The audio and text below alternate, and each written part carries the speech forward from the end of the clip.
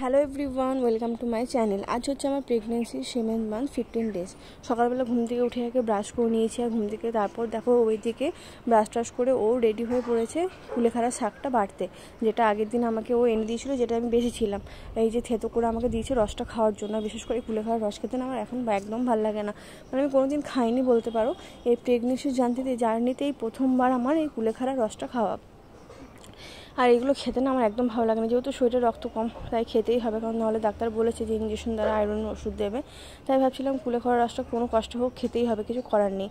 তারপরও অফিস যাওয়ার জন্য রেডি হচ্ছিলো, যেহেতু আমাকে কুলেখাড়ার শাকটা থেতো করে দিয়েছিল, তারপর অনেকটা দেরি হয়ে গেছিলো। তাই ওকে আমি খাইয়ে দিচ্ছিলাম, আর ও রেডি হয়ে অফিস যাবে। আমি এটা প্রায় দিনই করতাম শীতকালে, কিন্তু এখন আর হয়ে উঠছিল না। তাই আজকে আবার সেই একই জিনিস রুটিন শুরু হলো, আমাকে কুলেখাড়ার শাক থেতো করে দেয় বলে ও দেরি হয়ে যায়। তাই ও রেডি হয় আর আমাকে খাইয়ে দিই। আর এমনিতেও ভাত খেয়ে যায়, কিন্তু আজকে মুড়ি খেয়ে যাচ্ছে, এই দেরি হয়ে গেছে বলে। তারপর আমি ও চলে যাওয়ার পর খেয়ে নিয়েছিলাম বিস্কুট আর ওই হরলিক্সটা, যেটা প্রোটিন হরলিক্সটা ডাক্তারবাবু লিখে দিয়েছে সেটা। আর আমি খেতে খেতে দেখো তোমাদেরকে দেখাচ্ছিলাম আগের দিনের যে বৃষ্টিটা হয়েছিল, সেটাতে আমাদের সামনে যে গাছটা থাকে, যেখান থেকে আমি তোমাদেরকে মাঝে মাঝে ভিডিও দেখাই, সেখানকার গাছগুলো না ভেঙে কীরকম হয়ে গেছে। আর এই দেখো পর্দাটা আমাকে খুব ডিস্টার্ব করছিল, হাওয়া দিচ্ছিলো সেজন্য। তারপর চান টান করে চলে এসেছিলাম, আর চান টান করে লক্ষ্মী ভারে টাকা ফেলে দিয়েছিলাম, কারণ ও আমাকে 10 টাকা দিয়ে গেছিলো।